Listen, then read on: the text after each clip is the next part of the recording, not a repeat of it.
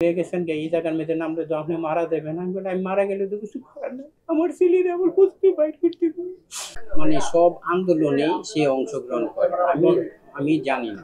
কিন্তু আমার ওয়াইফ সব জানে। কিন্তু মাঝে মধ্যে মনে করো সব জায়গাতেই যে বাদ দেওয়ার জন্য উঠেছে, এরপরে তিতুমির করে সর্বশেষ ১৮ তারিখে যে নোয়াখালীতে খুব মারামারি হয়েছে তখনও মনে করে সে বুলেট রাবার খেয়ে এদিক দিয়ে কপালে অনেক মানে খুব পায়ে টায়ে খুব আঘাত হয়েছে। তখন আমি বললাম যে তুমি এরকম গেলা আমার সাথে নিয়ে যাইতাম, আমরা দুজনে একসাথে যাইতাম, মরলো দুইজনে একসাথে মরতাম। তোর কাছে না কিছু না। তো আমি ডাক্তারের কাছে নেওয়ার জন্য চেষ্টা করছি, না মানে সবসময় খালি এসে মনে কর নাহিদ ভাইয়ের কথা, উইয়ার কথা, মুগ্ধুর কথা, এরপরে আরেকজন জানি রং করেছে আবু সাইদ, ওদের কথা খালি বলে। আমি বলি ঠিক আছে, যেদিন ৪ তারিখ সকালবেলা একসাথে আমার দুই ছেলে আমার ওয়াইফ একসাথে খাওয়া দাওয়া করে আমি যখন বের হয়ে যাই, আমি বলছিলাম যে আব্বু তুমি আজকে কোথায়, আজকে যাইবা? তখন মনে মিটি মিটি হাসতেছে। আমি বল গেল একটু সাবধানে নাকি আমি তোমার সাথে যাবো? না আব্বু আমার বন্ধু বান্ধব আছে। আমি বল ঠিক আছে সাবধানে যাই।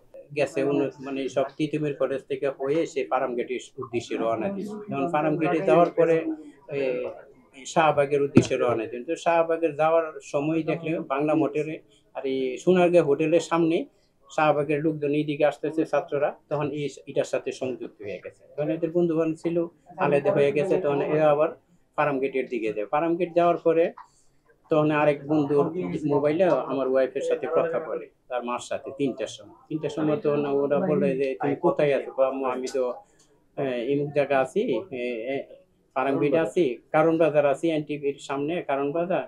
তখন বললো যে তুমি কি আয়সা পড়বা? না আম্মু আয়সা পড়বো, শেষ হইলে আমি আয়সা পড়বো। ঠিক আছে, এই পর্যন্ত সর্বশেষ কথা। তখন পরে তখন আমি বারবার ফোন দিতেছি, আমি বনানি ছিলাম একটা কাজে।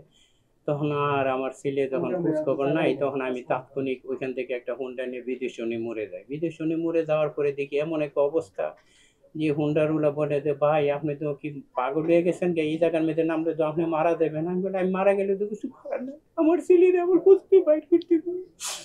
তখন আমি মনে করেন হেঁটে হেঁটে আবার ইয়ার দিকে সোনারগাঁর সামনে যাই, এদিকে আনাচে কানাচে সব দিয়ে পুলিশের গুলাগুলি, আমি নিজেও ইঞ্জুরি হয়েছি, এখানে মনে করেন হয়েছে আমার আঘাত লাগছে। তারপর আমি এটার মরণটা স্বীকার করে নামছি যে আমার ছেলের জীবিত আমি পাই। তখন মনে করেন সম্পূর্ণ খোঁজার পরে পূর্ব পাশে, এরপর আমি সোনারগাঁও হোটেলের সামনে থেকে আবার পিছন দিকে আবার টান করি, টান করার পরে এরপরে কাজী নজরুল ইসলাম এভিনিউর এই দিক থেকে আবার পশ্চিম পারে সম্পূর্ণ ঘুরে আবার ফার্ম গেটে আসি। ফার্ম গেটে আসার পরে এমন দেখি এমন অবস্থা, ছাত্রলীগের পোলাপানার পুলিশে এমন প্রোটেকশন দিতেছে। তখন আমার বলতেছে আপনি সামনে যদি আগান তাহলে আমি গুলি করবো। তখন আমি আকার ইঙ্গিতে কইলাম যে আমার ছেলের আমি খুঁজে পাইতেছি না, আপনি একটা সময় দিলে আমি আমার ছেলেটারে দেখতেছি। আমার উদ্দেশ্য আবার বিদেশে মোড় পর্যন্ত এইদিকে আনাচে কানাচে কোথাও আছে কিনা সমস্ত কিছু খুঁজে দেখতেছি, কিন্তু কিছু না।